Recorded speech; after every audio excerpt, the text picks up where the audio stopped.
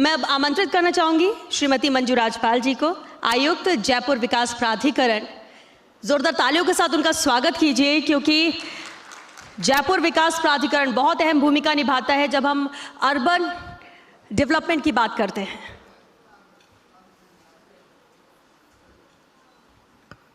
बहुत बहुत धन्यवाद। सभी को नमस्कार। आज सुबह से जो हम चर्चा में सुन रहे हैं उसमें आप सबने सुना कि हमारे 2047 के लिए जो हमारा विज़न होना चाहिए, विकसित भारत की तरह विकसित राजस्थान का जो संकल्प लेकर हम चलें, उसके लिए जयपुर विकास प्राधिकरण की तरफ से जो एक रोड मैप की बात हम इस पूरे वर्कशॉप के सेंटर में रख कर चल रहे हैं, वैसे ही देखा जाए तो हमारे पूरे विकास के सेंटर में जो हमारी अपनी धुरी है वो हमारा मास्टर प्लान है। मेरा मानना है कि जिस रोड मैप की बात हम कर रहे हैं ये सुनियोजन राजस्थान की परंपरा है और हम सुनियोजित तरीके से अपनी योजनाएं बनाकर उनको क्रियान्वित करने की दिशा में बढ़ते हैं। उस दिशा में जो पहला मास्टर प्लान हमारा 1971 में आया वो 1971 से अगले 20 वर्ष तक चलना था, लेकिन 1998 तक उसी मास्टर प्लान पर जयपुर का विकास हुआ। उसके बाद 2011 हमारा क्षितिज वर्ष था और उसके बाद 2025 से हम एक नई रोड मैप, जो एक नया मास्टर प्लान जयपुर के लिए लेकर आ रहे हैं। ये मास्टर प्लान आने वाले समय में 2025 से इसका क्षितिज वर्ष जो हमने रखा है वो 2047 रखा है। तो आज की जो ये पूरी वर्कशॉप है 2047 तक हम अपने लिए क्या लक्ष्य लेकर चल रहे हैं, उस दिशा में बढ़ते हुए विकास की जो यात्रा में अभी तक के मास्टर प्लान रहे हैं उसमें जो तीसरा मास्टर प्लान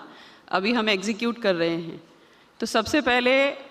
जो हमारा आधार बनना चाहिए वो ये होना चाहिए कि हमने अपने लिए जिन संकल्पों को रखा उनकी समीक्षा समय समय पर करते रहें और ये देखें कि उनमें क्या गैप रह गए हैं। मुख्य तौर पर मुझे लगता है कि जयपुर विकास प्राधिकरण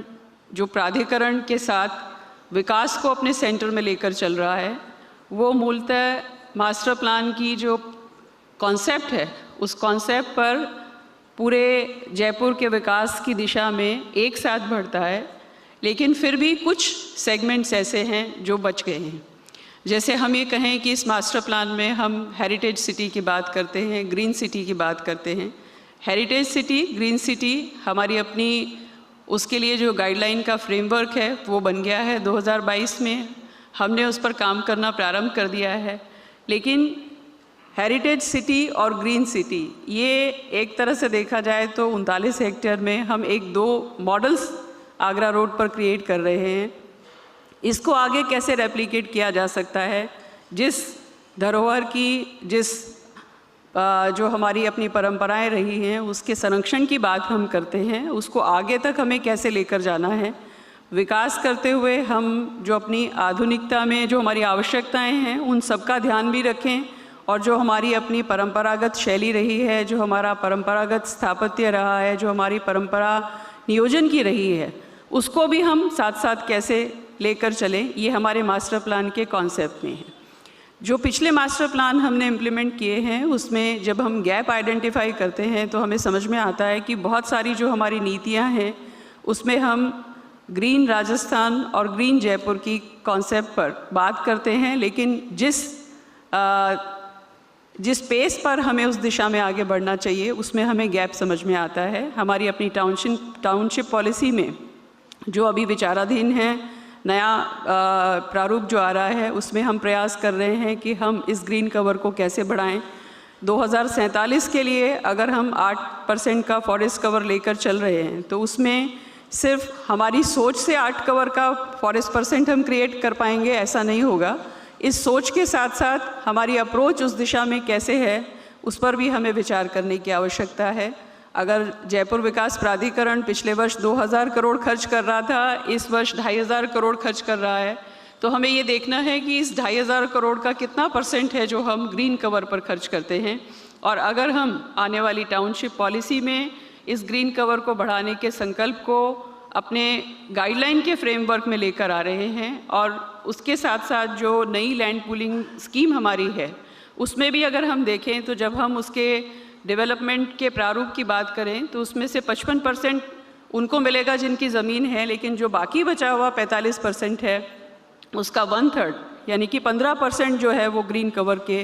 रूप में रखा गया है। तो ये कुछ ऐसी पॉलिसीज़ जिनमें हम ऐसे प्रावधान लेकर आ रहे हैं, उसमें विचार करना, उसके ऊपर गाइडलाइन लाना, उसके इम्प्लीमेंटेशन की दिशा में जाना, ये दोनों तरह से प्रयास होना चाहिए।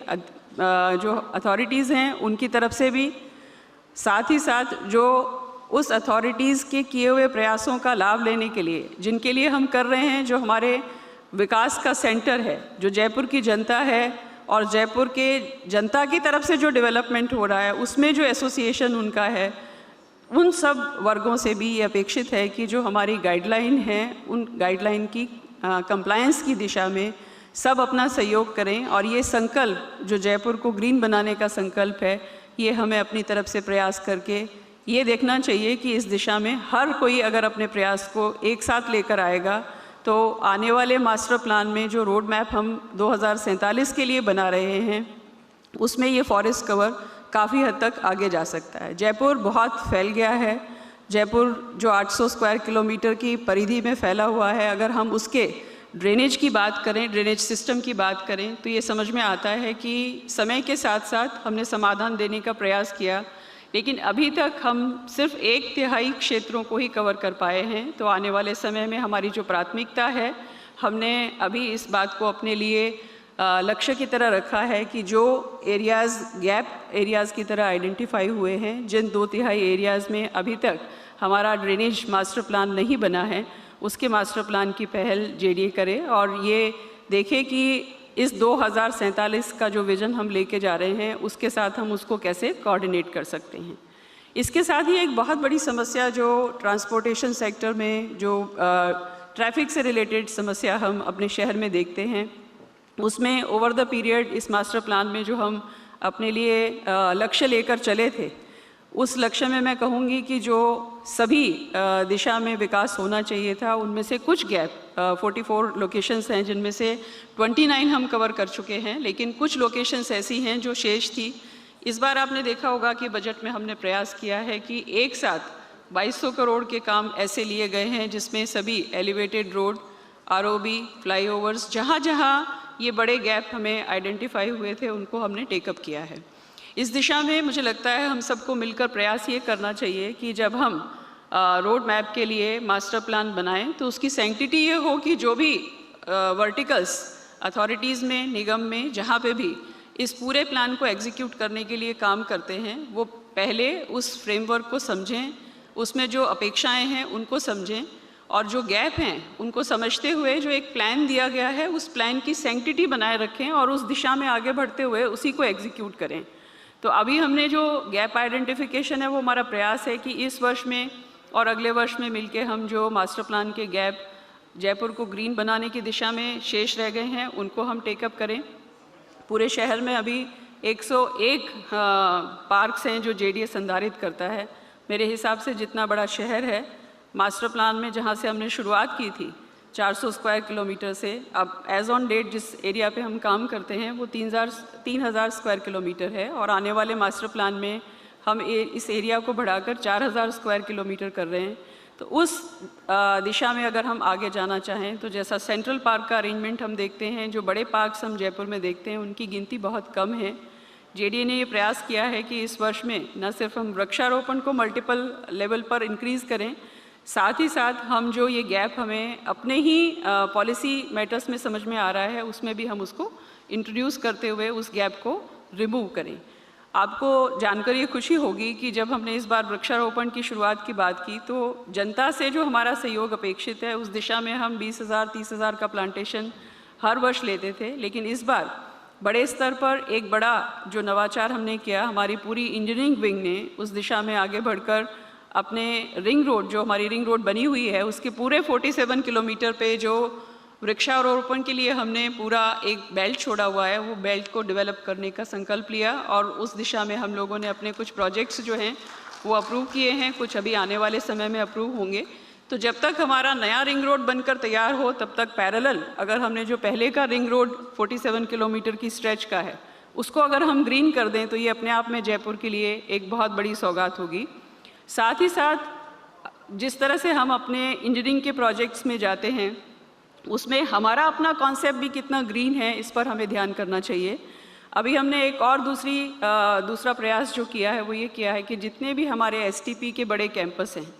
वो कैंपस ग्रीन कैंपस हो सकते हैं। एसटीपी में जो हमारे पास रिसाइकल वाटर है उसको हमें कैसे इस्तेमाल करना है, उसमें अगर हमारी इंजीनियरिंग विंग और गार्डन विंग मिलकर काम करे तो ये आने वाले समय में, क्योंकि ये कैंपस हमारे पूरी तरह से डेवलप किए हुए कैंपस हैं, इन कैंपस में पानी का अरेंजमेंट भी है और इन कैंपस में अगर ये कॉन्सेप्चुअली उसको हम इम्प्लीमेंट करें तो ये आने वाले समय में सभी कैंपस हमारे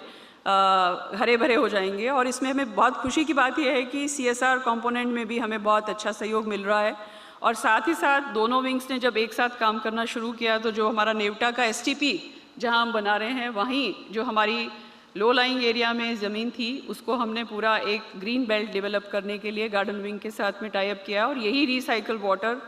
जो बर्ड पार्क के लिए यूज़ कर रहे थे और उसी से ही हम नेवटा का कैंपस STP कैंपस भी डेवलप करेंगे और उसके साथ साथ उसके साथ जो चंक था वो हमने ग्रीन पैच डेवलप करने के लिए लिया है। ऐसे कुछ पैचेस हमने जयपुर में आइडेंटिफाई किए हैं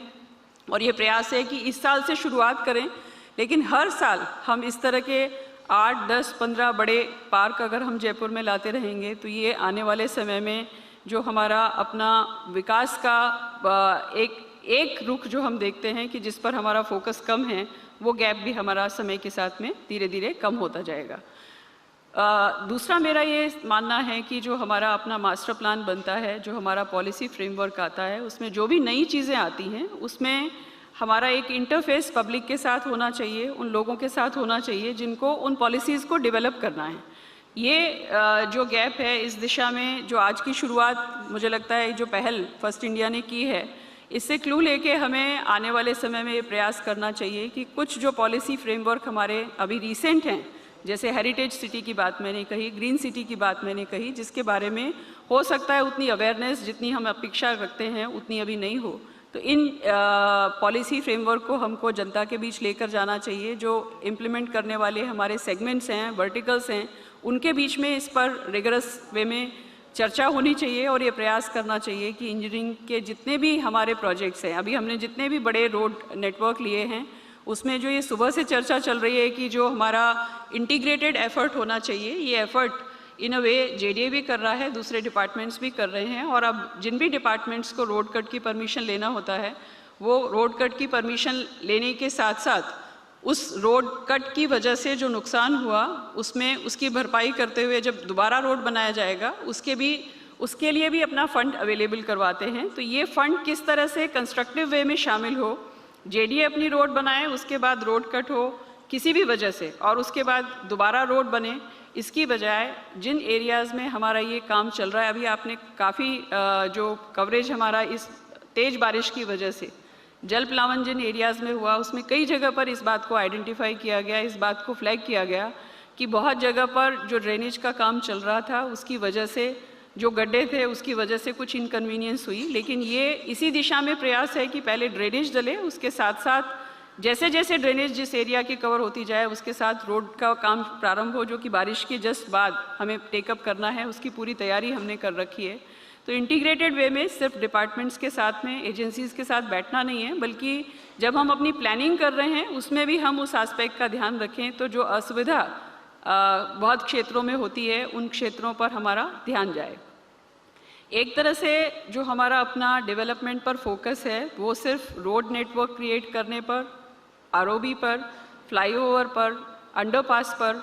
होने के साथ साथ उतने ही फोकस के साथ हमारे फोकस में ड्रेनेज सिस्टम भी रहे, हमारे फोकस में सीवरेज सिस्टम भी रहे। ये शुरुआत JDA ने काफ़ी एरियाज़ में की है, PRN south, PRN north, Sanganer area, इनमें अभी हमने काफ़ी बड़े स्तर पर हमारे ड्रेनेज के काम और सीवरेज के काम एक साथ टेकअप किए हैं। और एक तरह से मैं मानूंगी कि अगर हम 100 रुपये खर्च कर रहे हैं तो उसमें से हमारा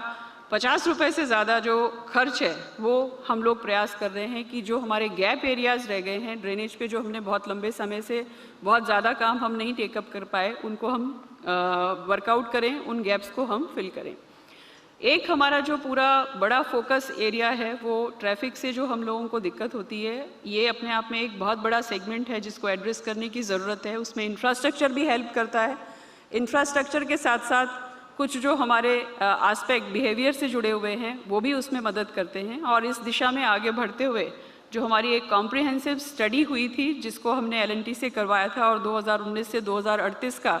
जो एक कॉम्प्रिहेंसिव प्लान हमने ट्रैफिक का लिया हुआ है, उसमें जितने जंक्शन हमें डेवलप करने थे, आपको जानकर खुशी होगी कि उन सभी लोकेशन को JDA टेकअप कर चुका है। और जो हमारी TCB की बैठक है उसमें हम ये प्रयास करते हैं कि समन्वित रूप से जो पार्किंग व्यवस्था डेवलप हो रही है, जो नया इंफ्रास्ट्रक्चर डेवलप हो रहा है, उसमें ट्रैफिक से रिलेटेड जो बिहेवियर एस्पेक्ट है उसको एड्रेस करने के लिए ट्रैफिक पुलिस को डिपार्टमेंट की तरफ से जो सहयोग चाहिए, जो एजेंसी की तरफ से सहयोग चाहिए, जो दूसरी एजेंसीज़ हमें बसेस के सप्लाई में मदद कर सकती हैं, दूसरी एजेंसीज़ जो हमें उन ट्रैफिक रेगुलेशन के पॉइंट में मदद कर सकती हैं, वो सब एक साथ बैठें। आप सबकी जानकारी में है कि ये 3 महीने में एक बार बैठने की जो हम कवायद करते थे वो अब हमने हर महीने बैठना शुरू किया है। और जो डायलॉग जितना ज़्यादा NHI के साथ बढ़ा है, ट्रैफिक पुलिस के साथ बढ़ा है, बाकी दोनों निगम के साथ बढ़ा है, ट्रांसपोर्ट डिपार्टमेंट के साथ बढ़ा है, उसके नतीजे हम लोगों ने देखना प्रारंभ किए हैं। हमें जो मास्टर प्लान में हमने अपना मैंडेट लिया था कि हम नए ऐसे बस टर्मिनल बनाएंगे, 7 नए बस टर्मिनल की बात हमारा मास्टर प्लान करता है। उसमें हम वेस्टवे हाइट पर हमने एक मास्टर प्लान डेवलप करना प्रारंभ किया है, और दूसरा चारों जो हमारे मेजर हाईवे हैं, चारों जो बड़े पॉइंट्स हैं, उन पर हमने JCTCL के साथ बैठकर, ट्रांसपोर्ट डिपार्टमेंट के साथ बैठकर उस दिशा में आगे बढ़ने का प्रयास किया है। मेरा मानना है कि जितना समन्वित होकर हम इस दिशा में आगे बढ़ेंगे, विद इन JDA भी जो हमारे जितने वर्टिकल्स हैं वो जब समन्वित तौर पर विकास के कॉन्सेप्ट को समझेंगे और अपनी अपनी भूमिका को समझकर उस दिशा में आगे बढ़ने का प्रयास करेंगे, तो परिणाम लाना समयबद्ध तरीके से भी होगा और प्रभावी तरीके से भी हो पाएगा। और साथ ही साथ जो हमारे अपने विकास से जुड़े हुए बाकी डिपार्टमेंट की भूमिकाएं हैं, जो भी हम डेवलपमेंट लेकर आ रहे हैं, चाहे वो इंफ्रास्ट्रक्चर की दिशा में है, चाहे वो लैंड डेवलपमेंट की दिशा में है, लैंड बैंक की दिशा में है, उन सभी में इंटीग्रेटेड वे में PHD का और बिजली डिपार्टमेंट का और जो रिमेनिंग डिपार्टमेंट विकास की अवधारणा से जुड़े अपने अपने सेगमेंट्स को देख रहे हैं, उन सब का एक फोरम पर बैठना बहुत आवश्यक है। और ये व्यवस्था भी विभाग के स्तर पर, प्रिंसिपल सेक्रेटरी सर के लेवल पर ही सभी विभागों को बैठकर कोऑर्डिनेशन के रूप में देखी जा रही है। आप सबसे मेरा आग्रह है कि इस तरह की के मंच के माध्यम से और इस तरह के डायलॉग के माध्यम से हम 2 तरह से इस बात को देखें कि एक तो जो हमारा विकास के लिए बना हुआ रोड मैप है, उस रोड मैप को अभी जब हम ग्रुप्स में स्प्लिट होंगे और हम छोटे छोटे ग्रुप्स में जो कॉन्सेप्ट्स हैं उस पर काम करेंगे, तो हमें देखने की आवश्यकता है कि रोड मैप हमारे पास बहुत सालों से अवेलेबल है और रोड मैप हमारे दीर्घकालिक हैं। हम लोग अपने लिए आने वाले समय में जो 2025 से 2047 का रोड मैप ले रहे हैं, उससे पहले के रोड मैप में जो गैप हमने देखे, जिस तरह की पॉलिसीज़ का अभाव हमने देखा, जैसे अभी हम इकोलॉजिकल जोन की बात करते हैं, जयपुर का जितना एरिया है उसमें से 30% के करीब इकोलॉजिकल जोन है, लेकिन इकोलॉजिकल जोन को उस रूप में संरक्षित रखने के लिए, उस रूप में विकसित करने के लिए हमारा अपना पॉलिसी फ्रेमवर्क क्या होना चाहिए, ये हमारा गैप है। और इस गैप की दिशा में हम इस बचे हुए समय में भी और जो हमारा आने वाला मास्टर प्लान है उसमें हमारा प्रयास ये रहेगा कि जयपुर में मास्टर प्लान पहले बना, जोनल प्लान बाद में बना, उसकी वजह से जो असुविधाएं देखी गई डेवलपमेंट में, एक तो उसका निस्तारण हो और दोनों साइमल्टेनियसली हमारे मास्टर प्लान एक साथ प्रिपेयर हों। दूसरा, मास्टर प्लान बनने के साथ साथ उसके एक्शन प्लान बने फेज़ मैनर में। अगर हम 2047 तक का फेज़ लेकर चल रहे हैं तो हम कैसे समयबद्ध तरीके से उन चीज़ों को अपने लिए ही लक्ष्य के रूप में छोटे छोटे फ्रेमवर्क्स में निर्धारित करें और फिर उनके माध्यम उन पर चलते हुए हमारा बजट प्रस्तावित हो, हमारे सारे विंग्स इंटीग्रेटेड वे में उसको इम्प्लीमेंट करने के लिए काम करें। तो निश्चित तौर पर जो अभी तक हम विकास की दिशा में बढ़ते हुए ये देखते हैं कि विकास और विकसित होने का जो गैप है, उस दिशा में जाते हुए अगर हम समन्वित तौर पर प्रयास करेंगे तो निश्चित तौर पर हम अच्छा परिणाम दे पाएंगे। और सभी जो ग्रुप्स हैं वो आगे के लिए अच्छी परिकल्पना करने से पहले जो परिकल्पनाएं अभी तक की गई थी उनके सफलतापूर्वक संचालन क्रियान्वयन में जो अच्छे एग्जाम्पल्स क्रिएट हुए उसको आगे कैसे रेप्लिकेट करना चाहिए, जो कुछ गैप आइडेंटिफिकेशन कर पाएँ उस गैप आइडेंटिफिकेशन पर आगे जाकर हमें किस तरह से अगले मास्टर प्लान में उन्हीं गैप्स को हम फिर से आने का मौका न दें, उस दिशा में हमें किस तरह से काम करना है। तो सिर्फ विचार के स्तर पर नहीं हो, क्योंकि हमारे पास पीछे का एक बहुत बड़ा एक्सपीरियंस है, उसको बेस रखते हुए हमें आने वाले समय के लिए अपनी प्लानिंग करनी चाहिए और एक साथ काम करने के लिए प्रतिबद्ध होना चाहिए। इसके साथ ही मैं अपनी बात समाप्त कर रही हूँ और मैं अपनी तरफ से फर्स्ट इंडिया को इस पहल के लिए और यहाँ हम सबको एक मंच पर लाने के लिए अपनी तरफ से बहुत बहुत आभार व्यक्त करती हूँ। Thank you.